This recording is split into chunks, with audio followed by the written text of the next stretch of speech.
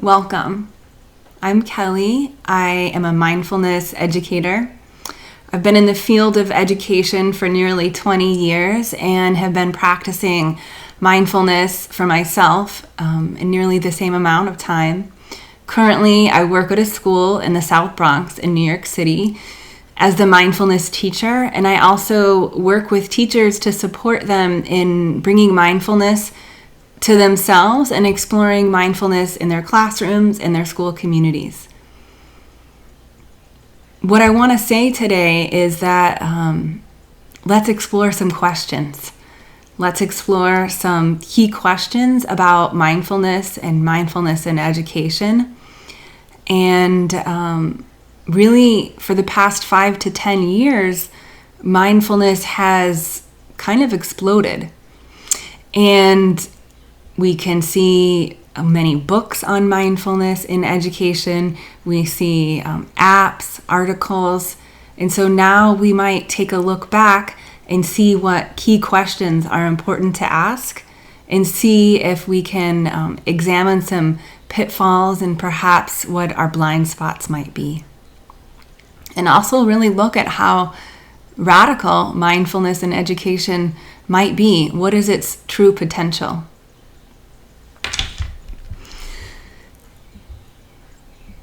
And in many ways, mindfulness is still in its infancy. So I'll really want to share my thoughts from what my experience has been. And I'd like to begin by saying that the questions that we ask ourselves of each other in this field are what's crucial. And it's important to ask, what questions are we asking ourselves as educators? As someone who longs to bring mindfulness to ourselves or to others, as a friend, as a parent, what questions are we sitting with? What I found is that the critical question that we begin with is, what is our purpose as we bring mindfulness into education? And that we need to return to this question over and over. And the reason this question is critical is because when bringing mindfulness into educational environments, we need to get honest and return because our intentions may be mixed unknowingly. And that we can frame our mindfulness around 3 touch points. So we can think about mindfulness for ourselves. So what might be our intention for mindfulness for ourselves as an educator? The second touch point would be, we can really frame a critical aspect of mindfulness as noticing how our personal practice impacts our relationships. How does our practice impact our relationship with our students? How does it make, even we could just say like the vibe in the room, our presence with our students? How do we react when something we didn't plan for arises in the moment? And the third touch point would be exploring practices with students, with children, facilitating the practice of mindfulness. So this last touch point is not necessarily what I'll be exploring as much in our talk today, except for I really want to emphasize a key underpinning of trauma-informed mindfulness, which is choice, and embedding baked-in choice throughout facilitation of mindfulness, especially for children, as a key thing that might go away when a child impacts or experiences trauma. When a child is impacted by trauma, is their sense of choice, their sense of agency. So we could say that, to begin, that maybe the most largest potential is giving that choice back, a sense of power, the power to choose.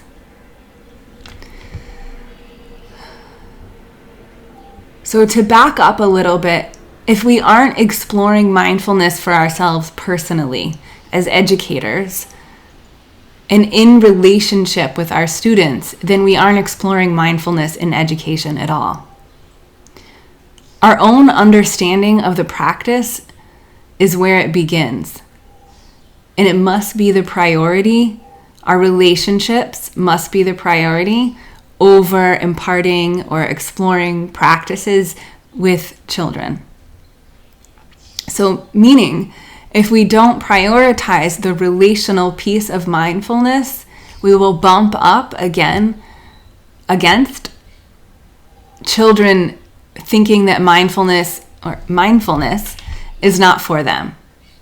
So then the invitation will be at that point, because it's likely that will happen given the developmental aspects of children, that the inquiry will then be, how do I meet resistance? How do I meet resistance with myself? How do I meet resistance with my students? And what does that feel like? And how do I explore mindfulness through challenge and beginning to ask oneself again, returning to what are my intentions here and how can I explore this practice creatively? And for myself first. So as we explore our purpose, we can ask, is it to bring transformation, freedom? Is it to bring authenticity, deep listening into school cultures? Or is bringing mindfulness into education just another disguise for fostering the same systems of power that often come into play in institutional environments in the student-to-teacher relationship? Is it just another tool to calm down?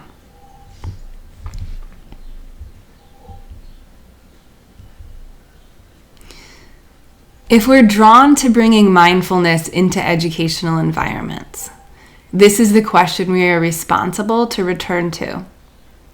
Are we stewarding children towards who they naturally are, validating their authentic selves, or are we simply maintaining order through mindfulness?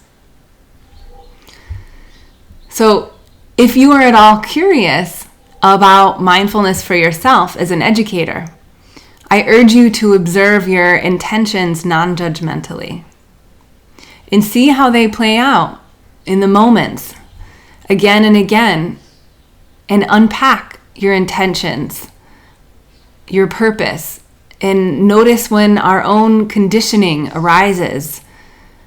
And maybe it might be individual conditioning or the collective conditioning. And what's important is that we have the courage to look and to know ourselves as educators so that we offer from a place of humble service.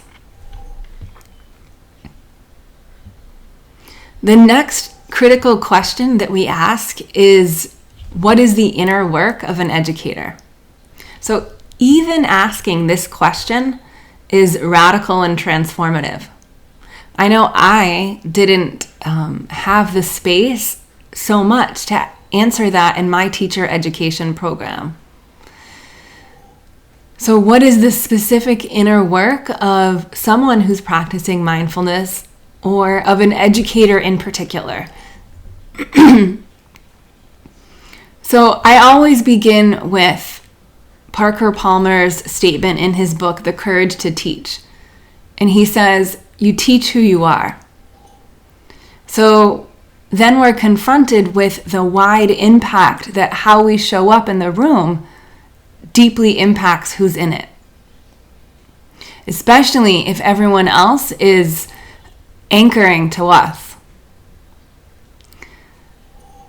So what's essential is that teachers are given the permission to examine our beliefs, our emotional terrain, and to know the breadth of our own humanity so that we can relate to our students from a place of compassion.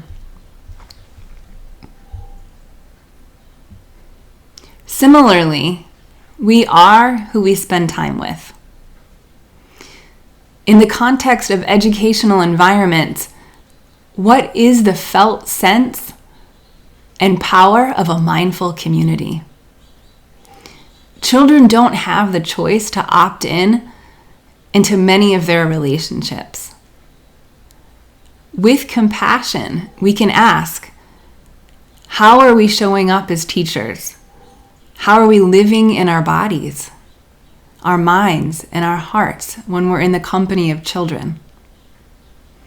And we can acknowledge that our adult development matters.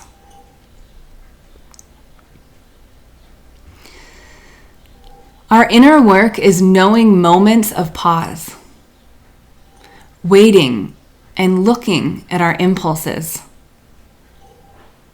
Our inner work is a responsibility toward examining our own trauma so that it doesn't leak out into our relationships with our students. And when it does, we do the work of courageous repair. Our inner work is to investigate how to compassionately hold ourselves through the challenges of being an educator, because it is challenging work. How do I meet myself as a teacher in all that arises while caring for, guiding, and holding space for learning in a classroom? Our inner work is being curious about what we might need to unlearn. For me, it's been a courageous look into my relationship with control, even in the smallest of moments with my students. How can I plan for this moment, in this moment that I didn't plan for? So, to summarize, the first touch point is knowing that teaching is a path of inner work for yourself and between yourself with your students, between you and your students, and noticing the impact of your practice. If mindfulness is allowing the fullness of ourself to come forward, to be honest, and we seek to give that same permission to our children, we must be in the experiment.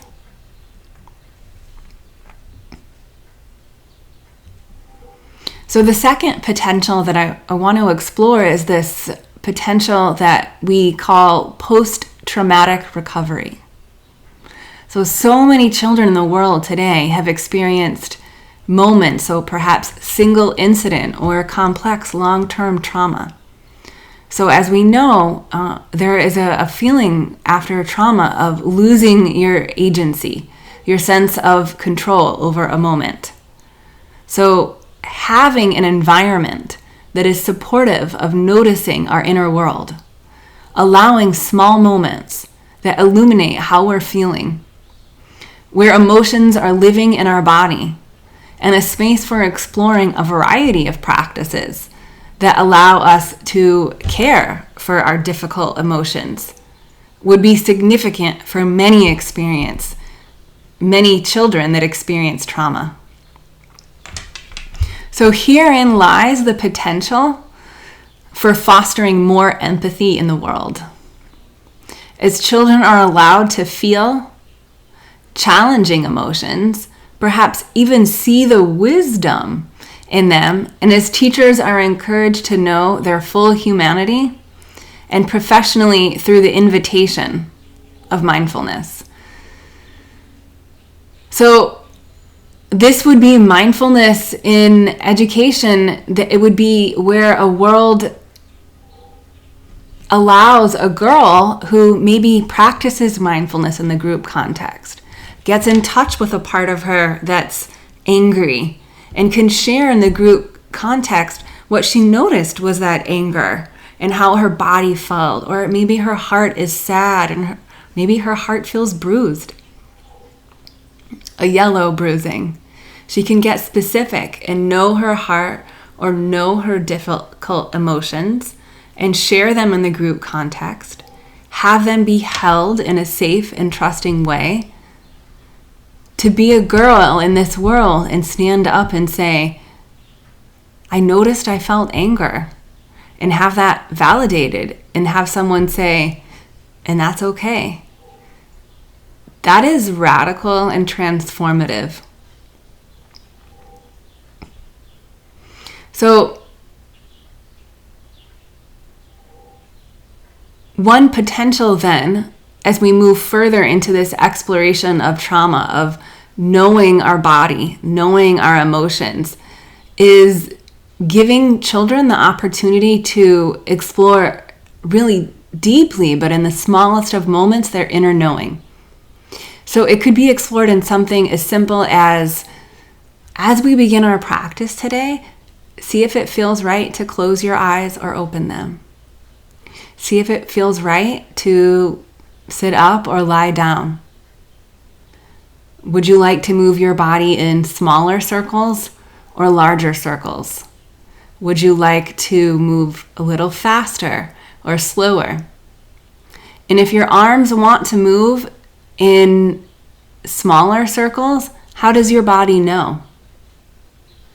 So the permission to listen and not be in lockstep with everyone else is a profound permission to know oneself in these small moments of the practice.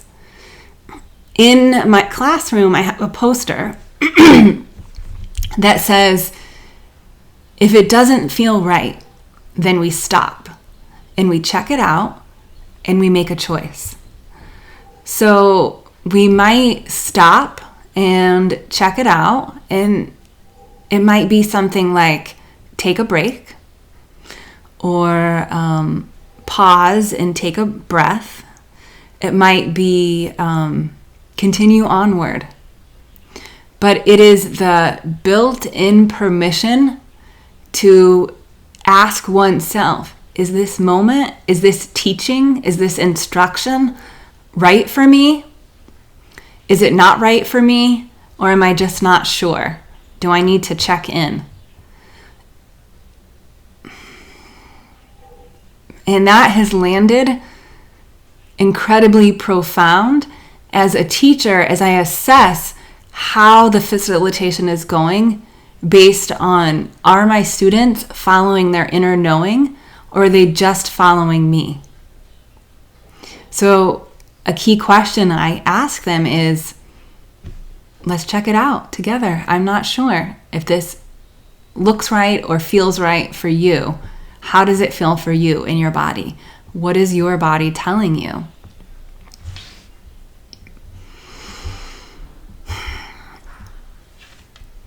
So we can expand this further into the metaphor of the brake, right? When someone learns to drive, the first place that we show them is the brake. So as educators, we can ask ourselves, we can assess, have we shown our students how to put on the brakes? Because a pitfall could be, while children are exploring, they might bump up against, oh, this is too much for me. This isn't for me right now. So have we baked into the structured environment that they can ask themselves, they can say no or take a break, and then continue on with the practice. So this is the embedded structured choice of mindfulness in trauma-informed practice. And I also really feel an obligation here to say that it's important for educators to really stay in their lane and build a collaborative practice when bringing mindfulness to children and communicate with other persons in the building, like social workers, when moments arise. So know and communicate to your children that there might be moments where more questions arise when a practice is explored, and be willing to have one-on-one conversations and listen to what happened and explore that with children. Because in a group context, especially in a practice that's deeply inward, there will be questions and explorations, and we're in this experiment together. So the inquiry of choice becomes the learning. But then the pitfall with trauma is that the investigation of sensations might not always be of ease. So when we explore and we come upon something that's not easy, we have to strike this balance. Maybe that's not for me now, and maybe I can build capacity for learning to explore what's uncomfortable. As a 5-year-old, can I explore my anger that wants to explode all over me? Can I have the experience of knowing that maybe all of myself feels angry right now, but there's a part of me that doesn't? Or that my sadness feels so heavy.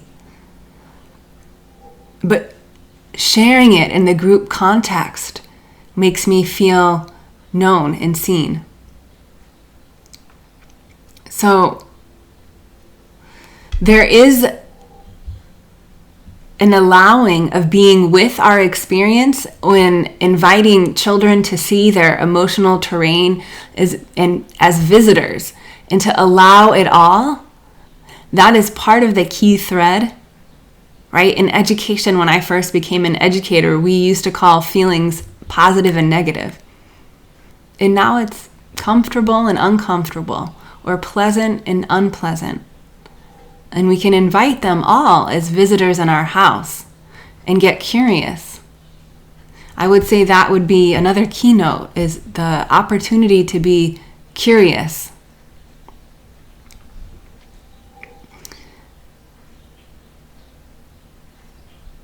So these choice points are really a safeguard for knowing when we might say that we're able to explore the uncomfortable and explore when the brakes need to be put on, and kind of go back and forth and give children in a language they can understand, and assess that they are really taking that in. Because there's so much in educational environments that asks them not to know their inner knowing, not to make choices for themselves. When we think about trauma, it's not just thinking about how might trauma show up for our kids. It's how does our own trauma show up in the classroom? So back to that first touch point. If you're someone who has trauma in your history, as many of us do, we can ask the question as an educator, how can I turn towards my trauma? How can I turn and look at what I've not been facing? And we can even think about, if we're not sure, were there moments in our life where we felt completely overwhelmed? That we weren't sure if we felt our own sense of power. So for me, I knew that trauma that I experienced in my childhood was leaking out into my classroom when I'd feel tension in my whole body when students resisted what I wanted them to do.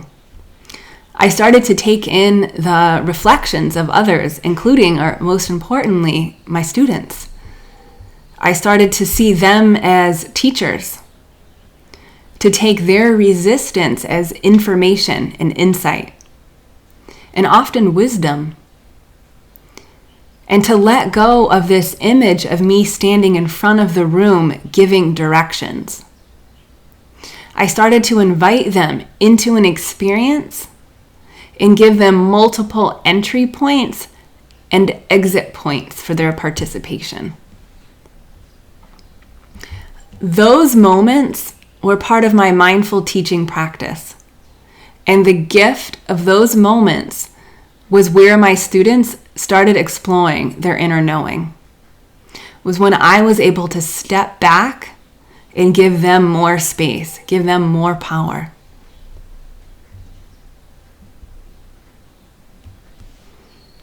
So I'd lastly like to give a voice to the body. In mindfulness practice, the body is the beginning and the end. To know the signals of our body when in quiet is one thing, and another in the company of a group of children. So to know the message that your body is telling you when you're overwhelmed, and to also know your body as a resource. So I use my hands on my heart when I teach, or my hands on my belly to settle it. I have a colleague who places her hands on her legs and rubs her legs to soothe her body when she's teaching, if she notices that there's tension building up from what's happening in the room.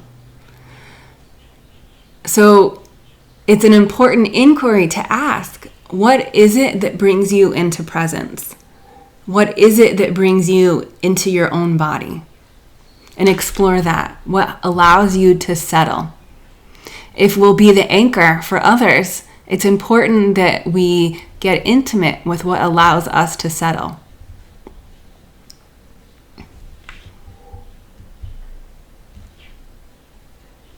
Whenever we're in a room with children, we can look around. We can orient ourselves to the environment, listen to the sounds, see the movement, and then return back to our body. We can pause. And being in our body gives us the container to examine the moment. So for me, I've come back to really examining my own trauma again and again through these moments of pause. I had to really notice what was it and how did my history show up in the room, and use my body as an inner resource if something felt overwhelming, to connect and have contact with my body as a refuge and reclaim that.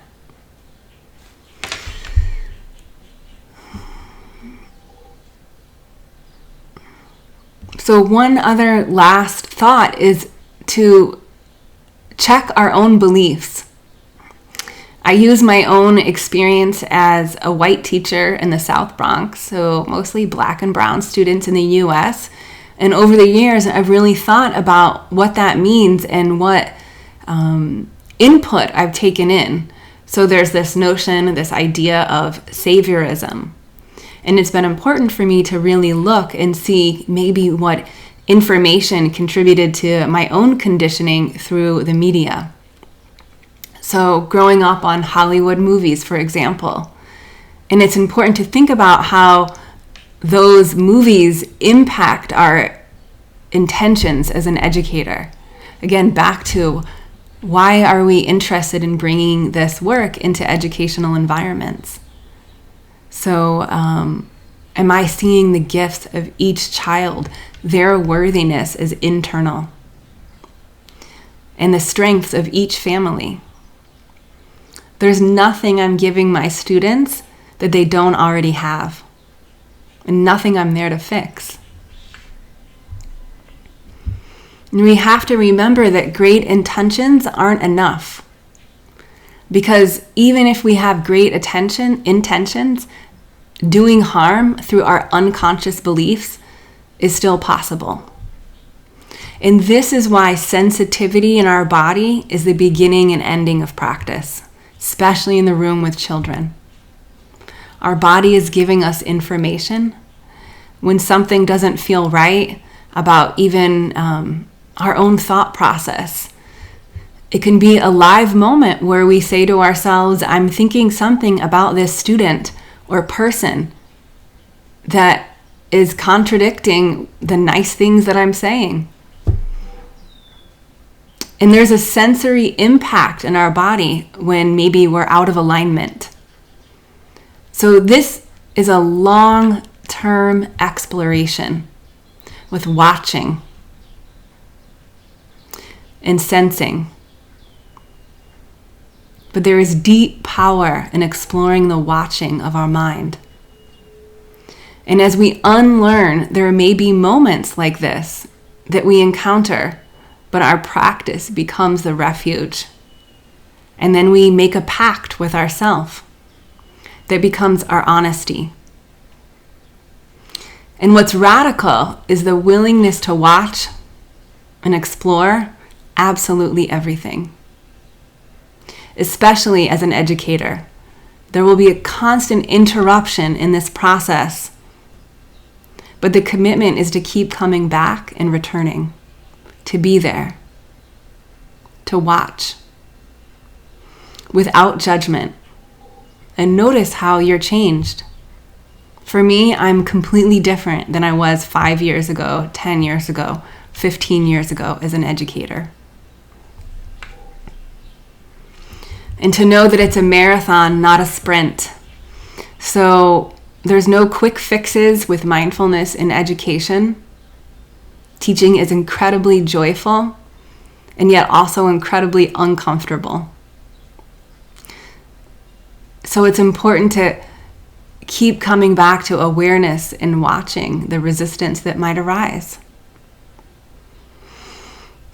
And to close, I would like to just re-emphasize these 3 threads for us today.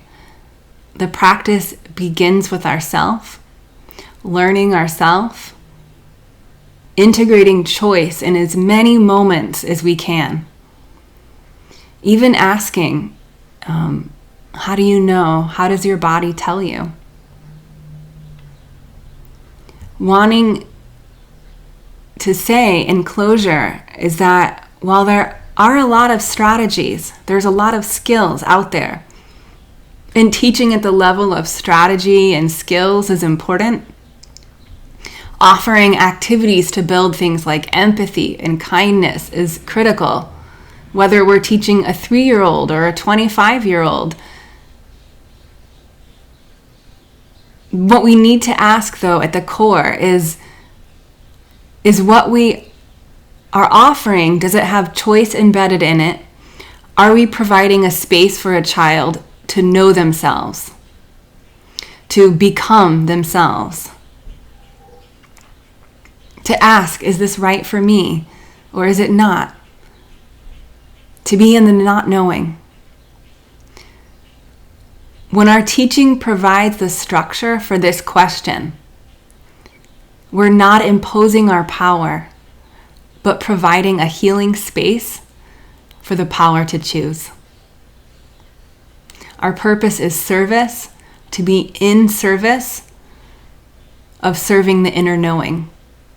In that is radical in offering a sense of freedom and curiosity.